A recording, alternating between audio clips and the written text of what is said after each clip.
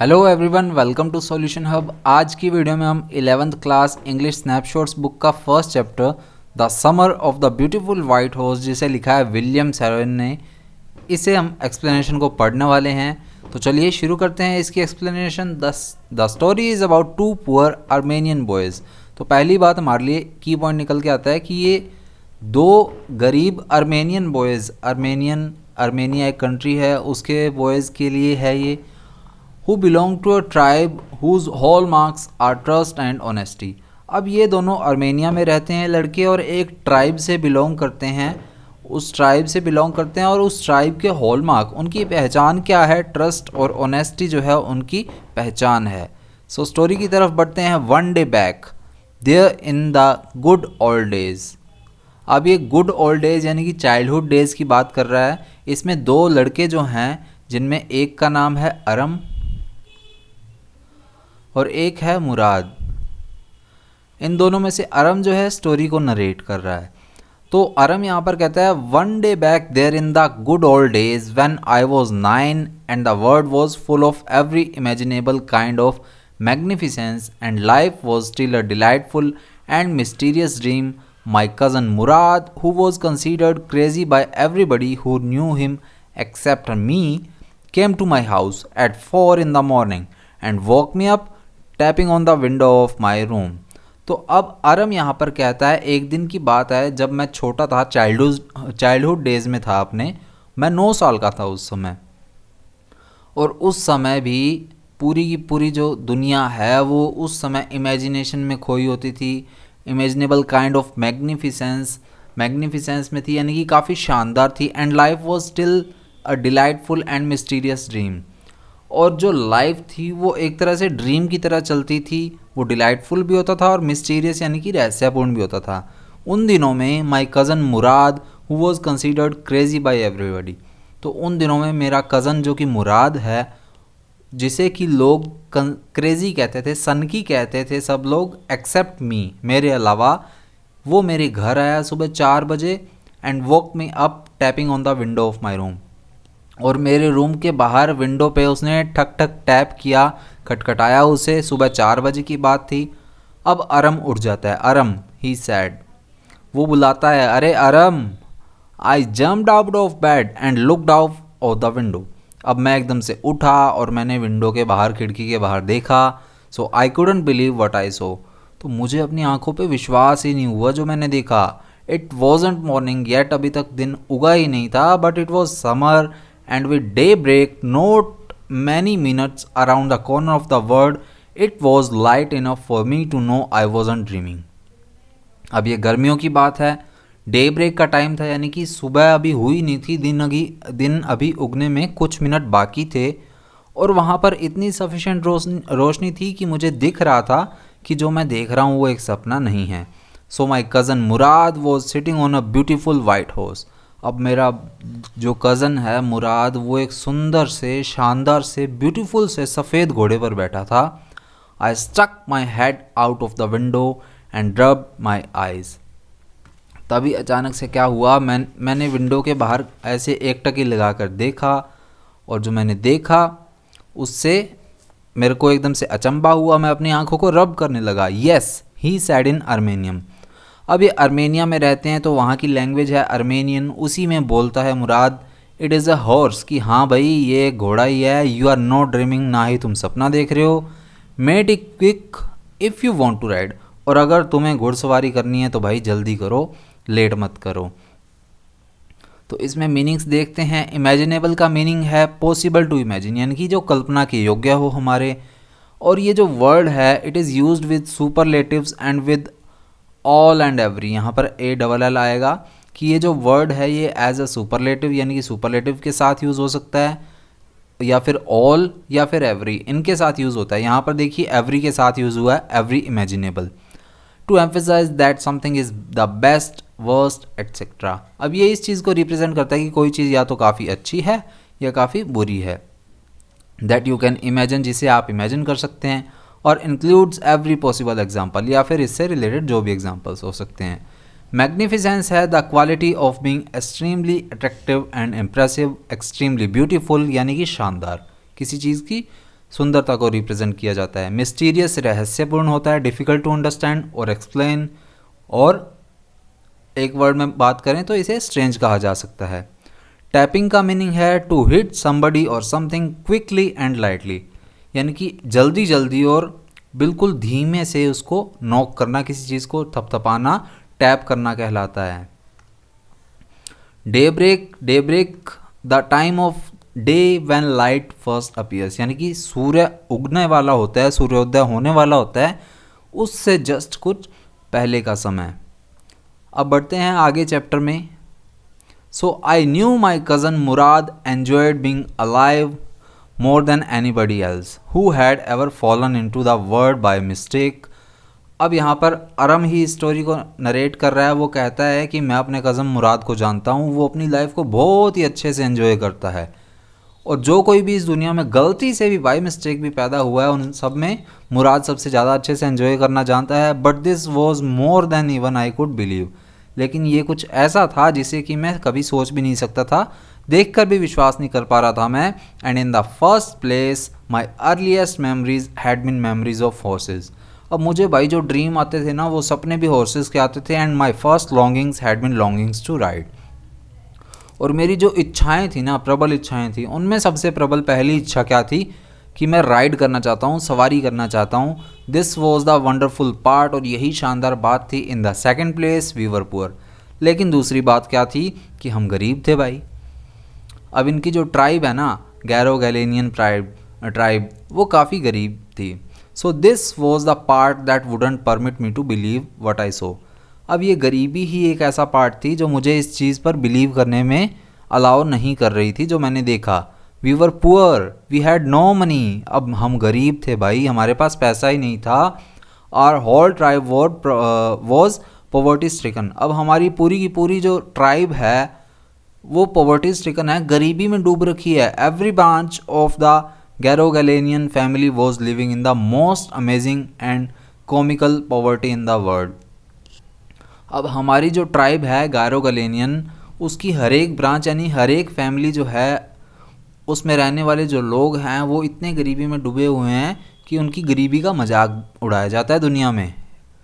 Nobody could understand where we ever got money enough to keep us with food in our bellies। bellies यानी कि पेट।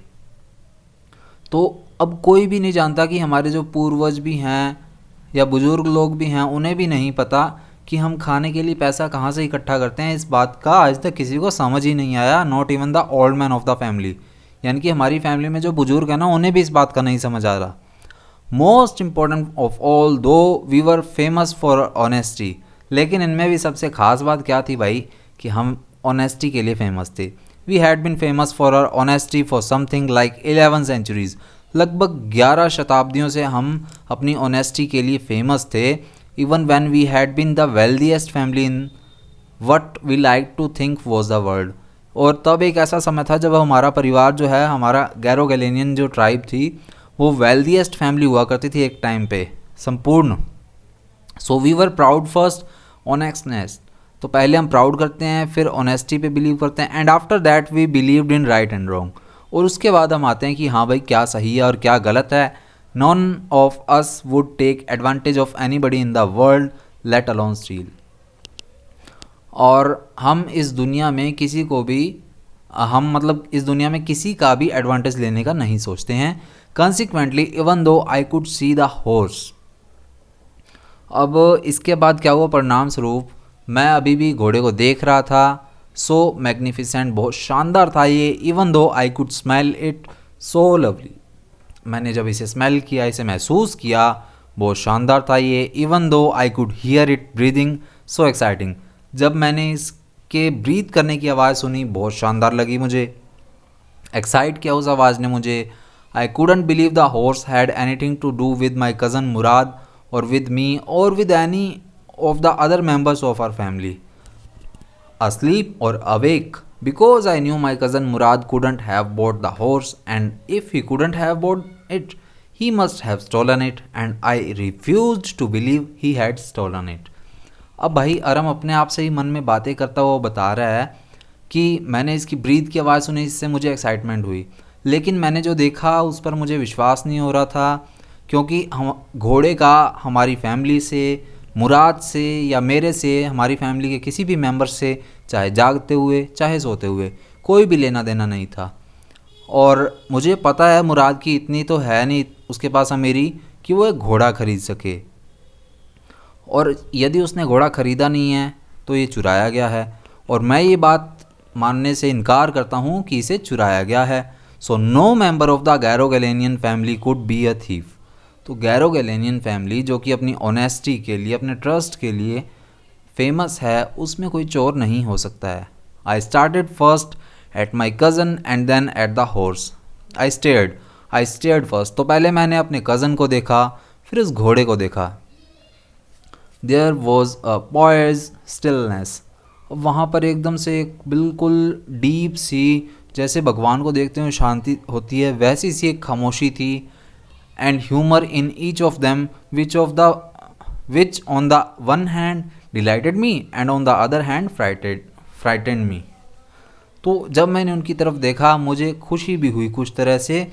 तो पहली नज़र में जब मैंने देखा, एक तरफ तो वो चीज़ मुझे एक्साइट कर रही थी, खुश कर रही थी, और दूसरी तरफ ही मुझे डरा भी रही थी। So Mourad, I said, where did you steal this horse. तो वो अरम जो है अपने भाई से पूछता है, मुराद से पूछता है कि भाई तुमने ये घोड़ा कहाँ से चुराया। Leap out of the window he said if you want to ride. अब भाई मुराद अरम को कहता है कि जल्दी से कूद के विंडो से बाहर आ जाओ अगर तुमने राइड करनी है तो। So it was true then, तो ये सही बात हुई। He had stolen the horse. आवश्यक रूप से ये बात ये कह रहा है, मुझे बता नहीं रहा, तो इसने घोड़ा चुराया है पक्का। There was no question about it, इसमें कोई भी अब पूछने वाली बात नहीं रही। He had come to invite me to ride or not as I chose. अब उसने मुझे इन्वाइट किया, पूछा कि चलना है या नहीं चलना, वो मेरी इच्छा पर डिपेंड है। Well, it seemed to me stealing a horse for a ride was not the same thing as stealing something else. अब अरम भी अपने मज़े में आ गया, सच एज़ मनी। सो अरम भी अपने मज़े में आ गया। वो कहता है, वो अपने आप को ही सेटिस्फाई कर रहा है कि ना भाई, पैसा चुराना एक अलग बात होती है, लेकिन इसने तो राइड करने के लिए घोड़े को स्टील किया है, तो ये वो वाली स्टीलिंग थोड़ी हुई, वो वाली चोरी थोड़ी हुई जैसे कि पैसे की होती है।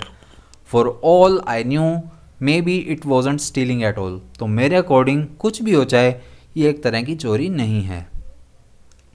तो इसके मीनिंग में देखते हैं क्या है। सो लॉन्गिंग्स क्या होता है। So feeling of wanting something और someone very much, it is a desire, जिसे कि हम लालसा या इच्छा कहते हैं, वो लॉन्गिंग्स होंगी। Stricken means suffering severally from the effects of something, किसी चीज़ का काफ़ी ज़्यादा प्रभाव होना, जैसे पॉवर्टी स्ट्रिकन तो गरीबी का प्रभाव है। आगे है गैरो गैलेनियन, ये एक ट्राइब है, अमेरिकन ट्राइब है ये।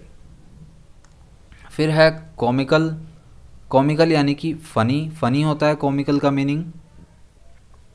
आगे देखते हैं मीनिंग। पायस का क्या मीनिंग है। हैविंग और showing a deep respect for God और रिलीजन। तो जब हम गॉड के लिए या किसी रिलीजन के लिए, किसी धर्म के लिए डीप रिस्पेक्ट शो करते हैं, that is called pious. Pretending to be religious, moral और good in order to impress other people. और ये किस लिए यूज़ करते हैं हम, जब हमें किसी चीज़ का दिखावा करना हो रिलीजन से रिलेटेड कि हाँ हम अच्छे हैं। स्टिलनेस यानी कि खामोशी, the quality of being quiet and not moving. तो गैरो गैलेनियन ये अमेरिकन नहीं, आर्मेनियन ट्राइब है।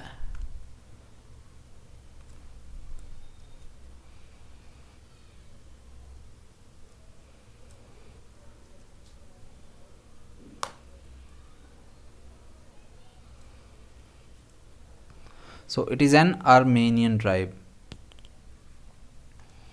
आगे बढ़ेंगे चैप्टर में। So if you were crazy about horse's the way my cousin Murad and I were, it wasn't stealing. अब अरम खुद को सेटिस्फाई कर रहा है कि जिस तरह मैं और मुराद घोड़ों के लिए क्रेजी हैं, पागल हैं, सनकी हैं, उस हिसाब से तो ये भाई चोरी नहीं हुई। It wouldn't become stealing until we offer to sell the horse. और ये तब तक चोरी नहीं मानेंगे हम जब तक कि इसे बेच ना दें हम, यानी कि हमने बेचा नहीं तो ये चोरी नहीं हुई। Which of course I knew we would never do. और इसके लिए तो मैं पक्का श्योर हूँ, हम इसे बेचेंगे तो नहीं। Let me put on some clothes I said. अब अरम कहता है, भाई मुराद रुक जा, मेरे को कपड़े तो पहन लेने दे। तो मुराद कहता है all right he said but hurry. अब मुराद कहता है ठीक है भाई लेकिन थोड़ी तो जल्दी कर। अब अरम कहता है आई लीप्ड इनटू माई क्लॉथ्स, अब मैं अपने कपड़ों में घुसा उसे जल्दी से पहने। I jump down to the yard from the windows and leaped up on to the horse. अब मैं जल्दी से उस यार्ड में उस जगह बाहर की तरफ कूदा, फ्रॉम द विंडोज़ खिड़की से कूदा, and leaped up on to the horse behind my cousin Mourad. और जहाँ मेरा कज़न मुराद घोड़े पर बैठा था उसके पीछे की तरफ मैं भी कूद कर घोड़े पर बैठ गया। That year we lived at the edge of the town, उस समय हम सिटी के किनारे पर रह रहे थे उस साल में, ऑन वॉलनट एवेन्यू। तो ये भी एक क्वेश्चन बनता है कि वो किस जगह पर रह रहे थे। वॉलनट एवेन्यू के पास रह रहे थे शहर के एक छोर पर। Behind our horse was the country, और हमारे घोड़े के पीछे की तरफ जो है वो कंट्री एरिया था, यानी कि गांव का एरिया था जहाँ पर वाइन यार्ड्स थे, ऑर्चर्ड्स थे, इरिगेशन डिचेज थी और बाकी कंट्री रोड्स यानी कि गांव की सड़कें थी। लिटरेचर में आपको बता दूं कंट्री जो वर्ड है वो गांव के लिए यूज़ किया जाता है। In less than 3 minutes we were on Olive Avenue, और 3 मिनट के अंदर अंदर ही हम ओलाइव एवेन्यू के पास थे। And then the horse began to trot, फिर घोड़े ने अपनी धीमी सी ठक ठक ठक ठक वाली चाल चलनी शुरू की। The air was new and lovely to breathe, अब भाई वो घोड़े पर बैठा है अरम, उसे मज़ा आ रहा है, तो वो कहता है कि मेरे को जो ये हवा है ना ये एकदम नई सी, एकदम प्यारी सी, एकदम लवली सी, फ्रेश फील हो रही है। The feel of the horse running was wonderful, और उसे जो घोड़े की ये चाल थी चलने वाली उसकी फील जो है मज़ा आ रहा था उसे पूरा। My cousin Murad who was considered one of the craziest members of our family began to sing, I mean he began to roar. अब वो मज़े लेते हुए कहता है कि मेरा कज़न मुराद जो कि हमारी पूरी ट्राइब में, हमारी फैमिली में क्रेजिएस्ट मेंबर माना जाता है, सनकी सा माना जाता है, उसने गाना शुरू किया। गाना तो क्या, उसने ऐसे दहाड़ना शुरू कर दिया, यानी कि उसके गाने की आवाज़ ना बहुत ही अजीब गंदी सी लग रही थी मुझे। Every family has a crazy streak in it somewhere, अब पूरे के पूरे हर एक किसी फैमिली में कोई ना कोई तो क्रेजी स्ट्रीक होता ही है, कोई ना कोई ऐसा बंदा ज़रूर होता है जिसका स्वभाव क्रेजी होता है। And my cousin Murad was considered the natural descendant of the crazy streak in our tribe, और हमारी फैमिली, हमारी ट्राइब में बात करें तो ये बंदा कौन था, मुराद था, जो कि एक क्रेजी सन की टाइप, सब सन की प्रवृत्ति का था। हमारी जो क्रेजीनेस है ट्राइब की उसको कौन रिप्रेजेंट करता था, उसका उत्तराधिकारी इस तरह का कौन था, डिसेंडेंट था Mourad. Before him was our uncle Khosrove, an enormous man with a powerful head of black hair and the largest mustache in the San Joaquin Valley। अब आगे वो बात करता है अरम कि इससे पहले जो हम ये क्रेजिएस्ट का जो टैग है वो किसे देते थे, हमारे अंकल खुसरोव को, जो कि एक बहुत बड़े से विशाल से बंदे हैं, जिनका हेड है पूरा एक बड़ा सा पावरफुल हेड है, काले बालों से भरा हुआ है और उनकी बड़ी बड़ी लच्छेदार मूछें हैं। वो सैन जोक्विन वैली में इस तरह के अलग से बंदे हैं। A man so furious in temper, जिनका स्वभाव काफ़ी ऐसे फ्यूरियस सा है, काफ़ी इरिटेबल हैं, सो इम्पेशेंट, उनमें बिल्कुल भी पेशेंस नहीं है, that he stopped anyone from talking by roaring, it is no harm, pay no attention to it.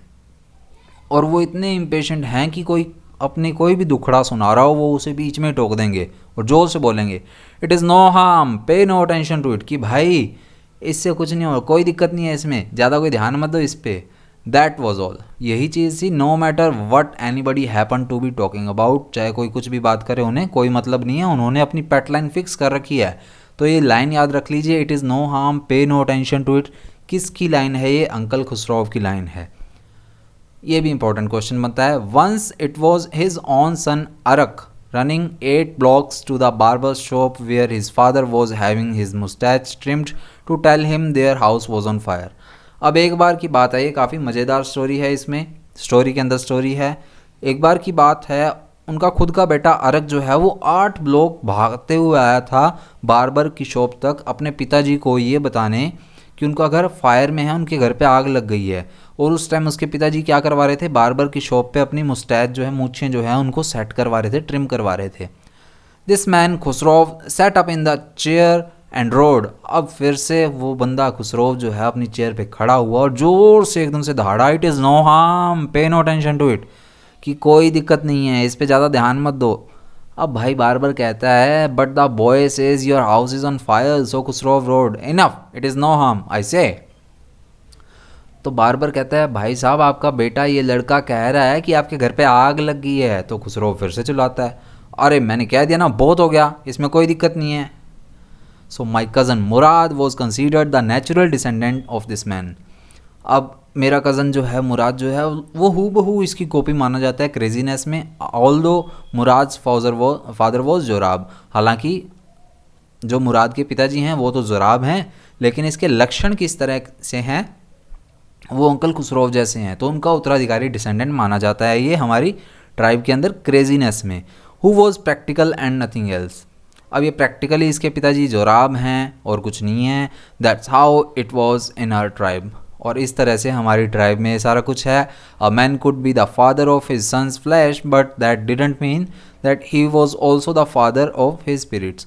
अब कोई बंदा जो है फिजिकली अपने पिता की तरह हो सकता है, उसकी छवि उसमें दिख सकती है, लेकिन ज़रूरी नहीं है कि वो स्पिरिट से भी यानी कि उसके हरकतों से भी वैसा ही हो। The distribution of the various kinds of spirit of the our tribe had been from the beginning capricious and vagrant. अब इस डिस्ट्रीब्यूशन की बात करें तो इसके हमारे जो हैं इधर बहुत सारे टाइप हैं हमारे एरिया में। in our tribe had been from the beginning capricious and vagrant। तो ये एकदम से चेंज होने वाले एटीट्यूड वाले से हैं, हमारी फैमिली में कैप्रिशियस हैं और वैग्रेंट हैं, यानी कि कुछ तो इस तरह से आवारा भी हैं, इस तरह से हम कह सकते हैं इसे। तो इसमें देखते हैं एक वर्ड आया था सैन जोक्विन वैली। चलो आगे इसके मीनिंग ही देख लेते हैं इस पेज पर। So vineyards, what are vineyards? So if we talk about vineyards,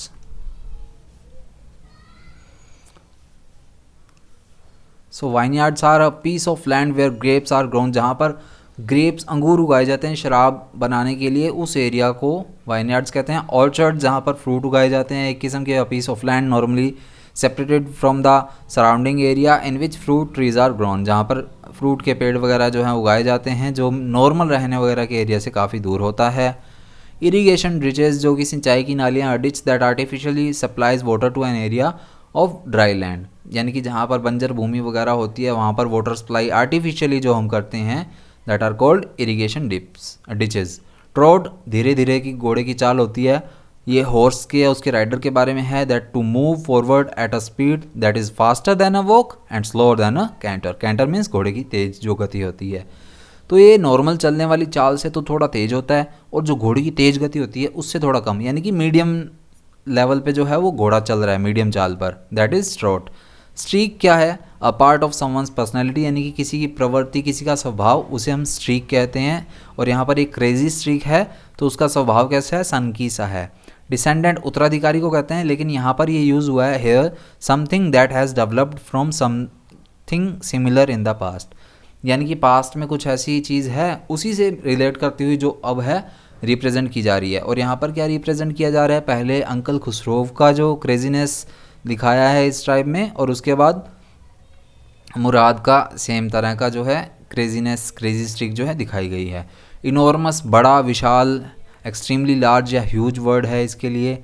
और सैन जोक्विन वैली है one of the long interior valleys of California. California की बड़ी सारी वैलीज में से एक है ये। उसके बाद है कैप्रिशियस। कैप्रिशियस है showing sudden changes in attitude और बिहेवियर। किसी के बिहेवियर में अचानक से कोई चेंज आता है, परिवर्तन आता है स्वभाव में, that is called capricious. And vagrant is आवारा, a person who has no home or job, especially one who begs from people. यहाँ पर वन आएगा,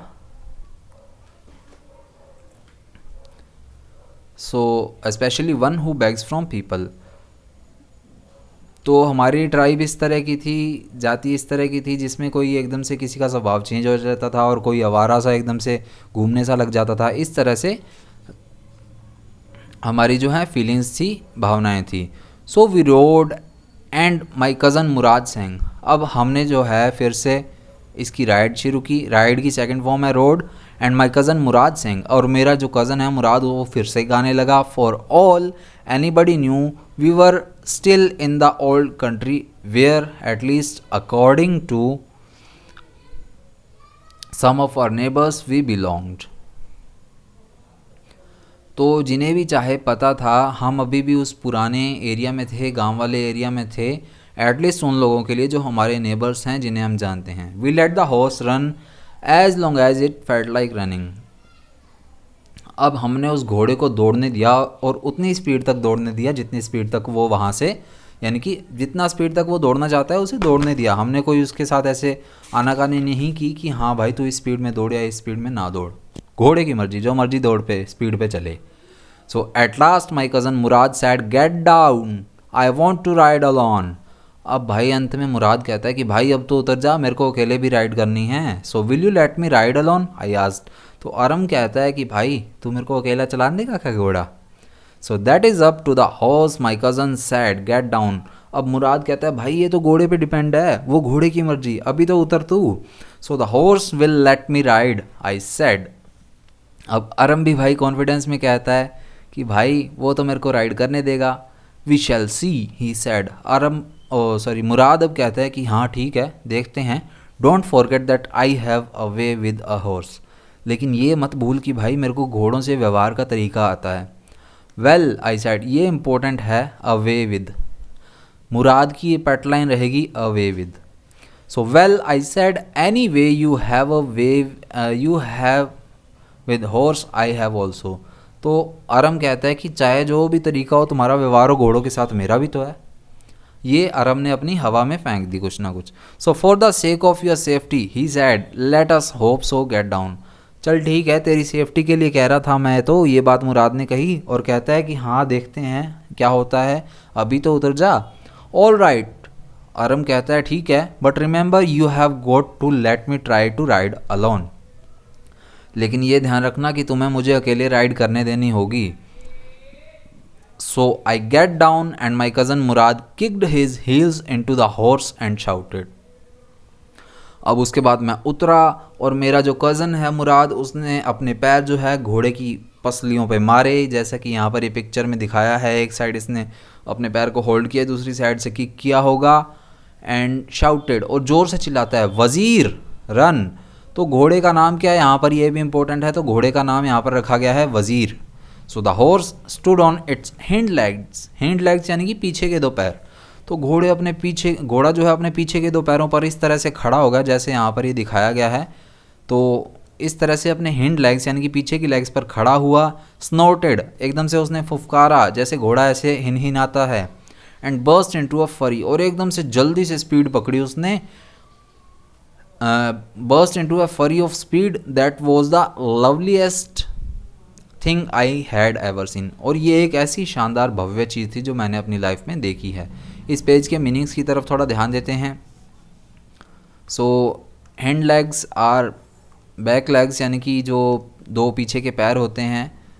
स्नोटेड, हिनहिनाना, फुफकारे मारना। To make a loud sound by breathing air out, यानी कि जब वो सांस छोड़ता है घोड़ा तो एकदम से हिनहिनाता है, उस चीज़ के लिए फुफकारे मारता है। Burst into, to start producing something suddenly and with a great force, एकदम से स्पीड खींच लेना, बर्स्ट इनटू कहलाएगा। फरी क्या है, extreme anger that often includes violent behaviour, एकदम से मतलब गुस्से में आ जाना। घोड़े एकदम से ऐसे ही उठकर चलते हैं।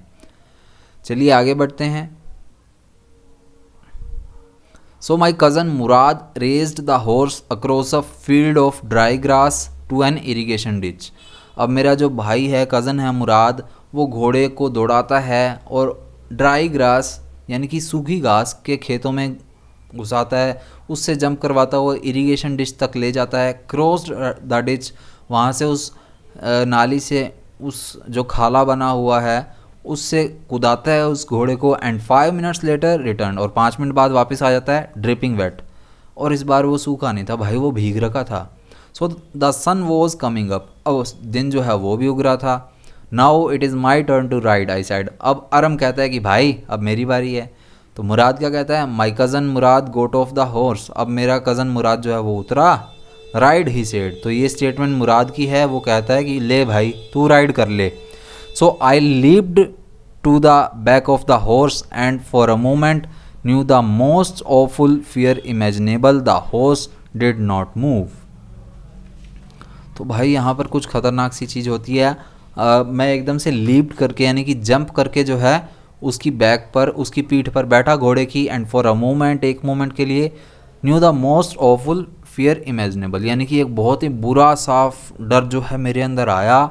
The horse did not move, और भाई मेरे बैठने के बाद भी घोड़े ने मूव नहीं किया। Kick in to his muscles my cousin Murad said, अब मुराद उस टाइम कहता है कि भाई उसकी मसल पे किक तो कर, तभी वो भागेगा। What are you waiting for, किस चीज़ का इंतजार कर रहा है भाई तू। So we have got to take him back before everybody in the world is up and about.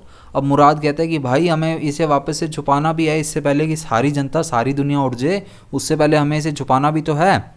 So I kicked in to the muscles of the horse, मैंने घोड़े की मांसपेशियों पे किक किया, and once again it reared and snorted, और वो एकदम से फिर से उछला, फिर से हिनहिनाया, and then it begin to run, और वो एकदम से भागा। I didn't know what to do, अब मुझे समझ नहीं आया भाई करना क्या है। मैंने बोल तो दिया, हवा में कह तो दिया कि मेरा भी वे है घोड़ों के साथ, लेकिन मेरे को पता ही नहीं कुछ। Instead of running across the field to the irrigation ditch, the horse ran down the road to the vineyards of Dikran Halabian where it begin to leap over vines. तो भाई मेरे बारे में तो घोड़े ने क्या किया, वो इरिगेशन डिच की तरफ तो हुआ नहीं, खेतों से इरिगेशन डिच की तरफ भागा नहीं, और बजाय उसके ही ran down to the road to the vineyards, अब वो रोड पर आ गया, फिर उसके बाद वाइन यार्ड्स पर आया of Dikran Halabian where it begin to leap over vines, और वहाँ पर से वो डिक्रन हेलेबियंस की तरफ आ गया जहाँ पर ये वाइन्स के ऊपर, यानी कि उन जगहों के ऊपर एकदम से चलने लगा, उछलने लगा। The horse leaped over 7 vines before I fell, और भाई मेरे गिरने से लगभग 7 वाइन्स जो हैं, 7 जगहें जो हैं उसने, जहाँ पर वो अंगूर की खेती होती थी, 7 खेत हम कह सकते हैं उसने क्रॉस किए। देन इट कंटिन्यूड रनिंग, उसके बाद भी वो भागता रहा, मतलब मैं गिर गया लेकिन घोड़ा भागता रहा, ये बात आरम कह रहा है। So my cousin Mourad came running down the road, अब मेरा कज़न जो है मुराद वो भी भाई आ गया उस टाइम भाग के। I am not worried about you he shouted, अब भाई ये कॉमेडी सीन है यहाँ पर। मुराद कहता है कि भाई मेरे को तेरी कोई चिंता चिंता नहीं है, उसने ज़ोर से चिल्ला के कहा। We have got to get that horse, हमें किसी भी हाल में वो घोड़ा वापस लाना है। You go this way and I will go this way, अब मुराद कहता है भाई एक तरफ तू जा, एक तरफ मैं जाता हूँ। If you came upon him B kindly I will be near, और अगर भाई तेरे को वो मिल जाता है तो उससे थोड़ा नॉर्मली पेश आना, थोड़ा काइंड दयालुता दिखाना, मैं जल्दी ही आ जाऊँगा। I continue down the road and my cousin Murad went across the field toward the irrigation ditch, अब भाई मैं रोड की तरफ चलता रहा, and my cousin Murad went across the field, और मेरा जो भाई है मुराद वो फील्ड की तरफ चला गया और फिर वहाँ से इरीगेशन डिच की तरफ चला गया। It took him half an hour to find the horse and bring him back, अब लगभग आधा घंटा लग गया उसे इस घोड़े को ढूंढने में और वापस लाने में मुराद को। And all right he said jump on the whole world is awake now, अब मुराद कहता है कि चल ठीक है कोई बात नहीं, जल्दी से कूद के बैठ, पूरी दुनिया जो है वो जाग चुकी है। What will we do I said, अब अरम कहता है कि भाई अब हम क्या करेंगे, तो मुराद कहता है वेल ही सैड विल इधर टेक हिम बैक और hide him until tomorrow morning, या तो हम इसे वापस ले आएंगे या फिर कल सुबह तक के लिए छुपा देंगे। और अरम कहता है that he didn't sound worried and I knew he would hide him and not take him back not for a while at any rate, अब अरम कहता है कि मुझे मुराद की आवाज़ में कुछ भी ऐसे डर सा खौफ सा कुछ नहीं दिखा, वो ऐसे चिंतित सा दिख ही नहीं रहा था। And I knew he would hide him, और मुझे पता है कि वो इसे छुपा भी लेगा, and not take him back, और वो इसे वापस भी नहीं देकर आएगा, not for a while at any rate, अभी के लिए तो हाल फिलहाल के तौर से वापस नहीं दे के आ रहा वो। Where will we hide him, अब अरम कहता है कि हाँ भाई हम इसे कहाँ छुपाने वाले हैं, तो मुराद कहता है आई नो अ प्लेस, कि मैं एक जगह जानता हूँ। So how long ago did you steal this horse I said, अब अरम पूछने लग जाता है कि भाई बता जरा कब से ये घोड़ा तेरे पास है। So it suddenly dawned on me that he had been taking these early morning rides for some time and had come for me this morning only because he knew how much I longed to ride, अब यहाँ पर वो बताता है अरम कि अचानक से तब मुझे समझ आया, डॉन ऑन का मतलब समझ आना, अचानक से मुझे समझ आया कि ये आज से अर्ली मॉर्निंग राइड नहीं ले रहा, काफ़ी टाइम से ले रहा है, ये तो आज मेरे पास आया है क्योंकि इसे याद आ गया कि मुझे भी घुड़सवारी करना कितना अच्छा लगता है। Who said anything about stealing a horse, he sad. तो अब मुराद कहता है कि किसने तेरे को घोड़े की चोरी के लिए कह दिया। Any how I said. अब अरम कहता है कि किसी ने कुछ भी कहा हो। How long ago did you begin riding every morning, तेरे को कितना टाइम हो गया इसको राइड करते को, मेरे को वो बता। तो चलिए इसके मीनिंग्स देखते हैं इस पेज के। सो पहला वर्ड है लीप्ड। लीप रूट वर्ड है टू जंप हाई और अ लॉन्ग वे, यानी कि अचानक से या ऊंची कूद कूदना। ओफुल यानी कि वेरी बैड और अनप्लीजेंट काफ़ी बुरा। उसके अलावा वर्ड है डाउन ऑन, जिसमें रूट वर्ड है DAWN, dawn on. Realise something यानी कि कोई चीज़ समझ में आना। और लॉन्ग यानी कि to want something very much, यानी कि किसी चीज़ की प्रबल इच्छा होना। लॉन्गिंग वर्ड भी ऊपर आया, यही रूट वर्ड इसमें लॉन्ग ही है। अब आगे बढ़ते हैं। नॉट अनटिल दिस मॉर्निंग, कि आज सुबह से तो नहीं। मुराद ये बात कहता है कि आज सुबह से राइड नहीं कर रहा मैं। Are you telling the truth, I said. तो अब आरम कहता है कि तू सच बता रहा है कि नहीं बता रहा। So of course not, he said, कि नहीं बता रहा। But if we are found out that's what you are to say, कि लेकिन अगर तेरे से कुछ पूछ ले तो तूने यही कहना है। I don't want both of us to be liars, क्योंकि मुझे I don't want both of us to be liars, all you know is that we started riding this morning, क्योंकि मैं नहीं चाहता कोई हमें झूठा करार दे, इसलिए तेरे को सभी को ये कहना है कि आज सुबह ही हमने इसकी राइडिंग शुरू की है, अगर कोई पूछ ले तो अरम कहता है कि ठीक है भाई, all right. So he walk the horse quietly to the barn of a deserted vineyard which at one time had been the pride of a farmer named Fatwajian। तो अब उसने शांति से चुपचाप घोड़े को दौड़ाना शुरू किया, चलाना शुरू किया to the barn of a deserted यानी कि खंडर वगैरह, और बार्न यानी कि कोई अनाज का भंडार वगैरह रखने की जगह कह सकते हैं हम। तो अनाज का भंडार वगैरह रखने की जो जगह थी डेजर्टेड यानी कि सुनसान से पड़े वाइनयार्ड में, जो कि एक टाइम पे किसी फार्मर का प्राइड यानी कि उसके रहने की जगह हुआ करता था फैटवाइजन के नाम से। There were some oats and dry alfalfa in the barn. अब उस खंडर में, उस बार्न में जो जगह पड़ी थी वहाँ पर कुछ ओट्स यानी कि जई हिंदी में कहते हैं, एंड ड्राई अल्फा जिसे कि रिज्का हिंदी में कहते हैं, वो थे उस बार्न में। We began walking home. उसे वहाँ पर छोड़ने के बाद हम घर की तरफ चले। It wasn't easy, he said, to get the horse to behave so nicely, कि इतना आसान नहीं है घोड़े से इतना अच्छा बिहेवियर करवाना। At first it wanted to run wild but as I have told you I have a way with a horse. तो ये बात मुराद कह रहा है कि घोड़ों के साथ इतना अच्छा बिहेव करवाना इतना आसान नहीं है।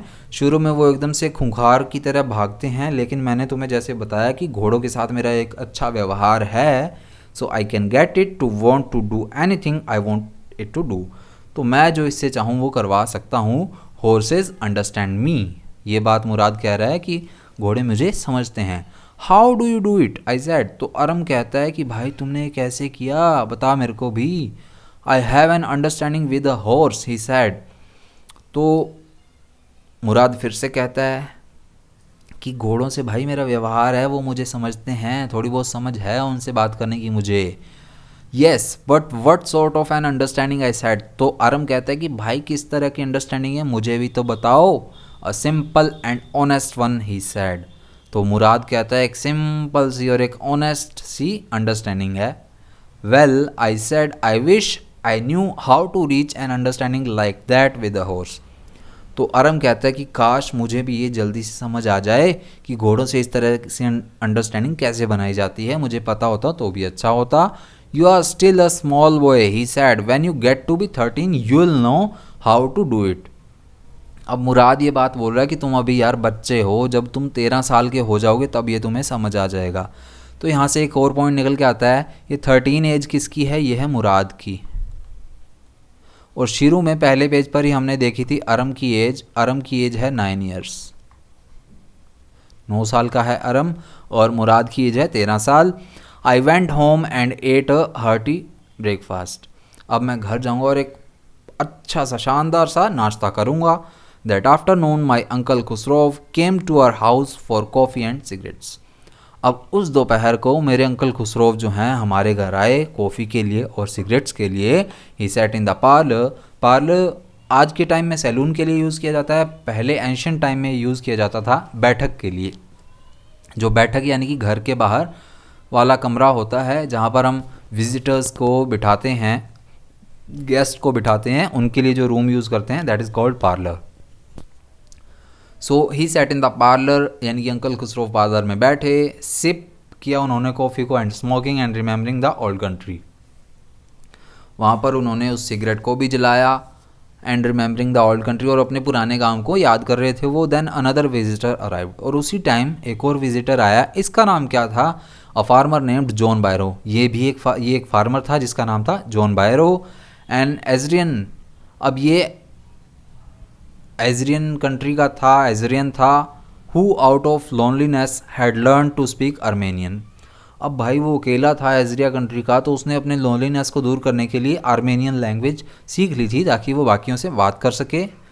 माई mother bought the lonely visitor coffee and tobacco, and he rolled a cigarette and sipped and smoked, and then at last sighed sadly he said, my white horse which was stolen last month is still gone, I can not understand it.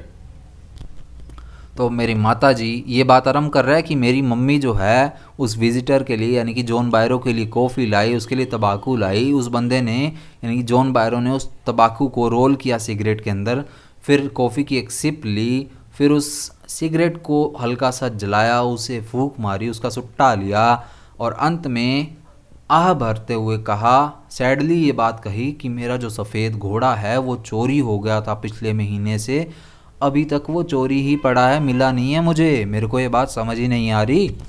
So my uncle Khosrove became very irritated and shouted. अब uncle Khosrove की तो एक आदत थी, वो एकदम से काफ़ी इरिटेट हुए, ज़ोर से चिल्लाए, इट इज़ नो हार्म, कि इसकी कोई चिंता नहीं है, पेटलाइन उनकी है, it is no harm, pay no attention to it, what is the loss of a horse, एक घोड़े की क्या यार, गया तो गया, haven't we all lost the homeland, अब हमने तो अपनी यार अपना जो ओरिजिनल लैंड है, घर है, उसे ही खो दिया है, what is the crying over horse, so एक घोड़े के लिए क्या रोना है। So that may be all right for you a city dweller to say, John Byro said. अब जॉन बायरो कहता है कि यार तुम्हारे जैसे शहर वाले के लिए कहना एक आसान बात है, बट वट ऑफ माई सरी, लेकिन मेरी जो सरी क्या होता है, घोड़े के पीछे जो बांधने वाली एक गाड़ी सी होती है जो 4 पहियों की होती है, जिस पर 2 या 3 लोगों की बैठने की जगह होती है, और उसकी छत हल्की सी कवर होती है, जिस तरह की आजकल ई रिक्शा आ रहे हैं, लेकिन वहाँ पर ड्राइवर होता है, लेकिन उसे सरी को घोड़े से चलाया जाता था। वट गुड इज़ अ सरी विदाउट अ हॉर्स, तो वो कहता है मेरे सरी का क्या होगा, एक घोड़े के बिना सरी किस काम की है, बंदा थोड़ी चलाएगा उसे। Pay no attention to it my uncle Khosrove roared. अब मेरे अंकल खुसरो फिर से एकदम से ज़ोर से चिल्लाए कि भाई इसकी कोई चिंता मत करो। I walk 10 miles to get here, John Byro said. अब जॉन बायरो कहता है कि भाई मैं 10 मील चल के यहाँ पर आया हूँ। So you have legs my uncle Khusro shouted, तो तुम्हारे पास टांगे हैं भाई, खुसरो अंकल कहते हैं कि तुम्हारे पास टांगे हैं, उसी से चल कर आए हो। तो इस पेज के मीनिंग्स देखते हैं, चलिए। सो बार्न का मीनिंग है a large building for storing grain और कीपिंग एनिमल्स इन, कि जहाँ पर हम एनिमल्स वगैरह को बांध के रखते हैं, ये जो एक बड़ी सी बिल्डिंग होती है जिसमें अनाज वगैरह के भंडार को स्टोर करके रखा जाता है, that is called barn. Another word is deserted, सुनसान, of a place with no people in it, कि एक खाली सी सुनसान सी जगह जहाँ पर लोग ना रहते हों। ओट्स, जई कहते हैं इसे हिंदी में, grain grown in cold countries as food for animals and for making flour et cetera, यानी कि आटा वगैरह बनाने के लिए, मैदा बनाने के लिए, या फिर एनिमल्स के फूड के लिए जो ठंडी कंट्रीज़ में यूज़ की जाती है, ग्रेन उगाई जाती है, दैट इज़ कॉल्ड ओट्स। अल्फाल्फा, a plant grown as food especially for farm animals और used in salads before it is completely developed, यानी कि हल्का सा कच्चा कच्चा सा होता है, पूरी तरह डेवलप नहीं होता, तब इसे सलाद के तौर पर यूज़ करते हैं, और फार्म एनिमल्स के लिए भी इसे यूज़ किया जाता है। इस तरह का पौधा है ये अल्फाल्फा, हिंदी में इसे रिजका कहते हैं। फिर पार्लर वर्ड आया है, इसका भी बताया था मैंने आपको, पुराने टाइम में इसे कहा जाता था a room in a private house for sitting in, यहाँ पर इम लिखा गया है, इसे हम करेंगे in, for sitting in entertaining visitors etcetera, यानी कि घर के अंदर जो बाहर बैठने वाला कमरा जहाँ पर हम गेस्ट वगैरह को, विजिटर्स को बिठाते हैं, जिसे आज के टाइम में बैठक भी कहा जाता है, that is called parlour. City dweller यानी कि शहर में रहने वाला, a person who lives in a city. Surrey क्या है, घोड़ा गाड़ी है एक तरह से। A small carriage, carriage means vehicle with 4 wheels and a roof, एक छत, 4 पहिए और सीट्स होती हैं। फेसिंग, यहाँ पर फेसिंग आएगा वर्ड, फेविंग नहीं आएगा, फेसिंग आएगा। फेसिंग फॉरवर्ड यानी कि सामने की तरफ बैठने की जगह होती है, यानी कि घोड़े का जिस तरफ मुंह होता है, घोड़ा जिस तरफ होता है उसी तरफ हमें मुंह करके बैठना होता है। पुल्ड बाय अ हॉर्स और हॉर्सेस, कि या तो उसे एक घोड़े से या काफ़ी सारे घोड़ों से खींचा जाता है। आगे बढ़ते हैं चैप्टर में। My left leg pens me, the farmer said. अब जो फार्मर जॉन बायरो था वो कहता है कि यार मैं इतने मील चल के आया हूँ, मेरी लेफ्ट वाली जो लेग है वो बहुत दर्द कर रही है। खुसरो अंकल फिर से कहने लग गए, pay no attention to it my uncle Khosrove roared. अब खुसरो अंकल फिर से क्या चिल्लाते हैं कि इस पर ध्यान मत दो, पे नो अटेंशन टू इट। तो ये पैट लाइन किसकी है, खुसरो अंकल की है। Pay no attention to it, it is no harm. That horse cost me $60, the farmer said. अब जो फार्मर है जॉन बायरो वो कहता है कि ये घोड़ा मेरे को $60 का पड़ा है। आई spit on money my uncle Khusro sad. Khusro uncle कहते हैं कि मैं पैसे पे थूकता हूँ, मतलब ऐसे पैसे पे मैं थूकता हूँ, मेरे को पैसे की परवाह नहीं है। He got up and stalked out of the house slamming the screen door. अब वो एकदम से खड़े हुए, स्टॉक्ड आउट यानी कि गुस्से से घर से बाहर गए, स्लैमिंग द स्क्रीन डोर, और जोर से गेट को धक्का देकर बंद किया।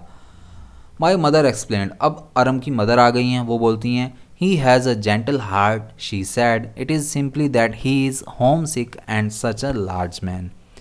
तो जो अरम की माता जी हैं वो थोड़ी इसे प्यार से एक्सप्लेनेशन देती हैं कि वो बहुत ही दयालु किस्म के, जेंटल से हार्ट वाले इंसान हैं, लेकिन थोड़े से घर से दूर होने की वजह से, थोड़े से और काफ़ी बड़े होने की वजह से ज़्यादा जल्दी शाउट आउट कर जाते हैं।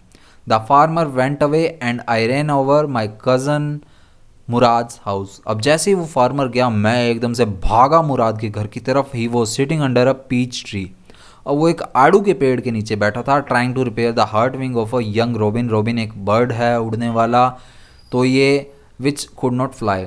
अब वो एक यंग बर्ड, रोबिन नाम के बर्ड की विंग को, उसकी पंख को सही कर रहा था ताकि वो उड़ सके। वो उड़ नहीं पा रहा था पंख में चोट लगने की वजह से।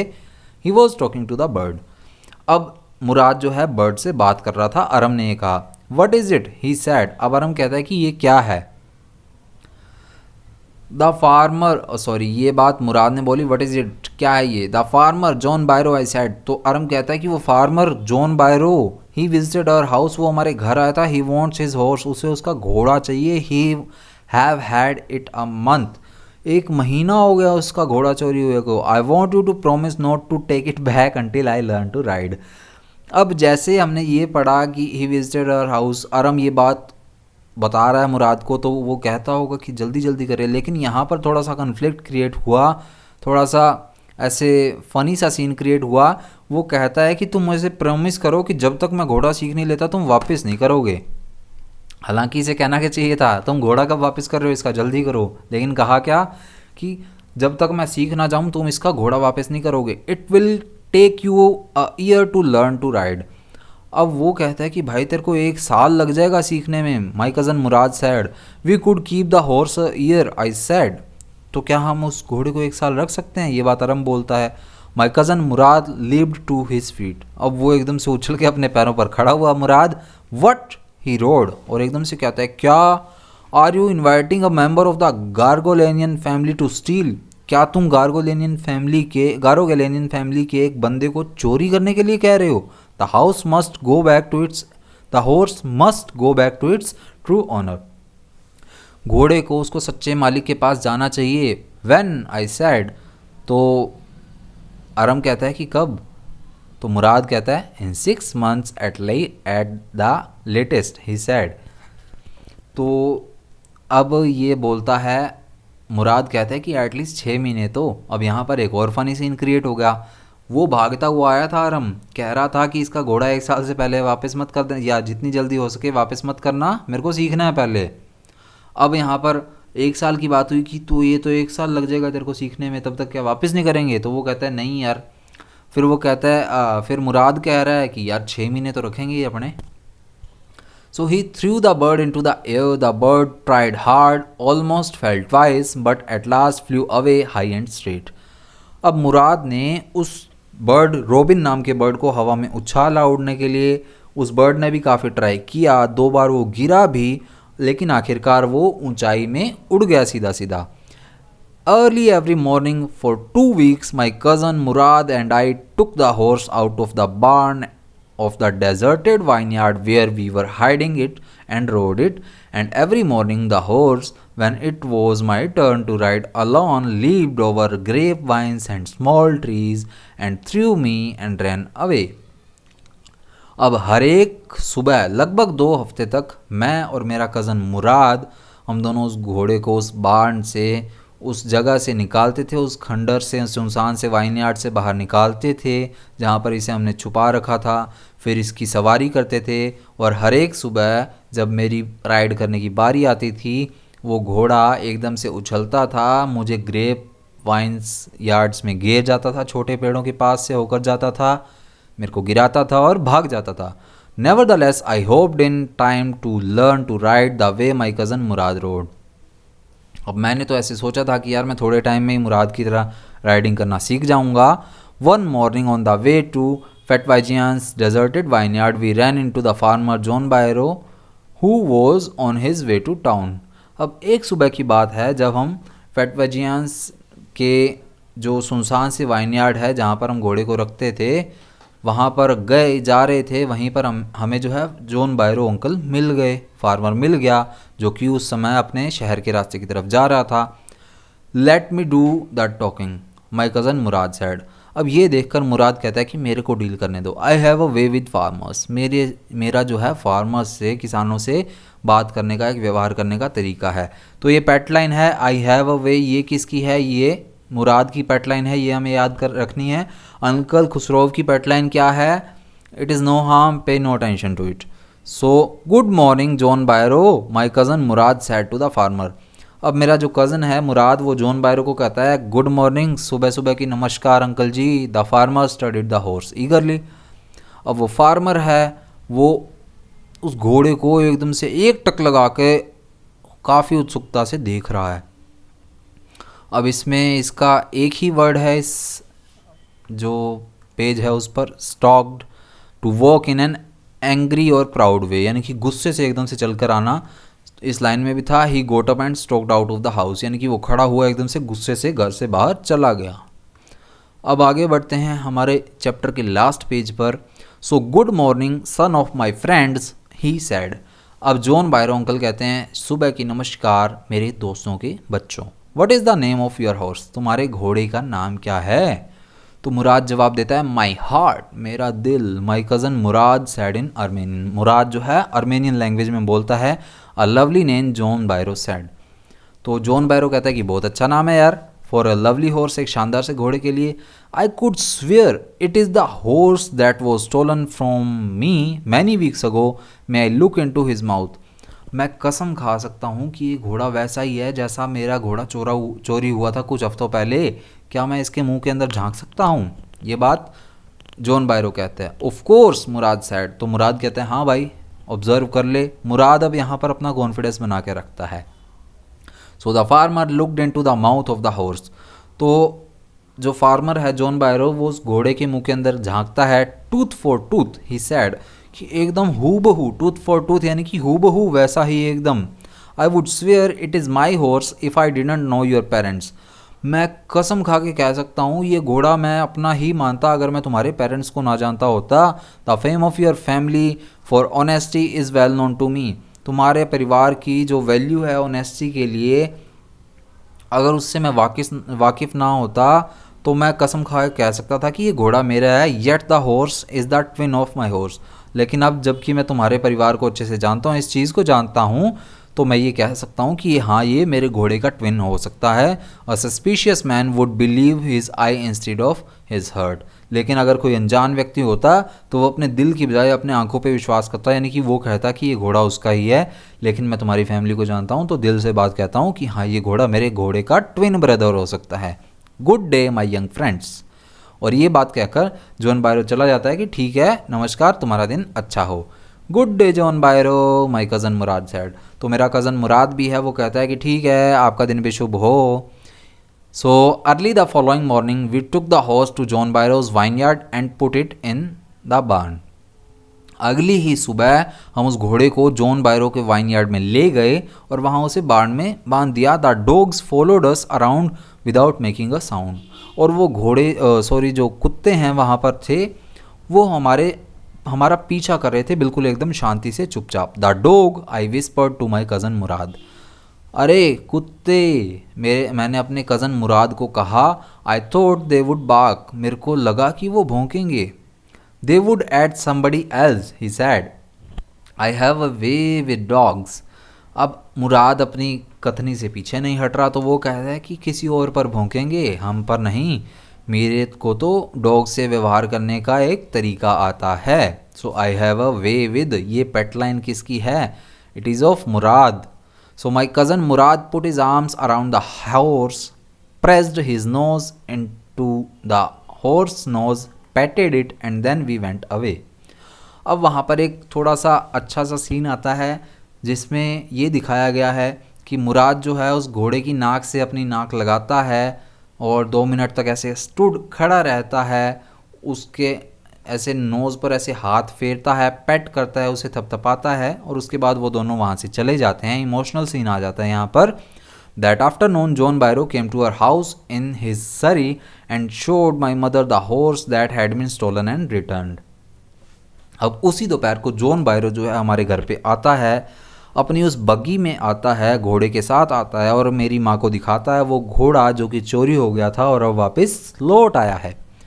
सो I do not know what to think, he said. अब मुझे समझ नहीं आ रहा क्या हुआ क्या नहीं हुआ, क्या सोचूं क्या ना सोचूं। ये बात जॉन बायरो बोलता है। The horse is stronger then ever. घोड़ा पहले से मजबूत हो चुका है, बेटर टेम्पर्ड। अब इसका जो संतुलन है, स्वभाव है, वो भी पहले से काफ़ी अच्छा हो चुका है। आई थैंक गॉड, मैं भगवान का शुक्रिया करता हूँ।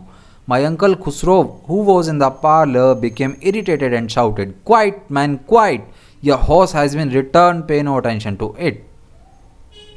अब मेरे अंकल खुसरो जो उस समय उस पार्लर में उस बैठक में बैठे थे, वो इरिटेट होते हैं और फिर एकदम ज़ोर से चिल्लाते हैं, क्वाइट मैन क्वाइट, चुप हो जाओ भाई, तुम्हारा घोड़ा वापस आ गया है ना, इस पर ज़्यादा ध्यान मत दो, चला भी गया था।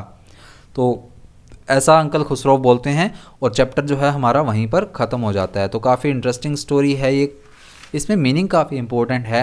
आपको मीनिंग्स वगैरह जो हैं इसके दिखा दिए हैं मैंने। हमारा लास्ट मीनिंग बचता है टेम्पर्ड, जिसका मीनिंग है स्वभाव, the way you are feeling at a particular time, यानी कि एक समय पर आप कैसा फील कर रहे हैं, कैसा आपका बिहेवियर है, कैसा आपका स्वभाव है, उस चीज़ को टेम्परनेस कहा जाता है।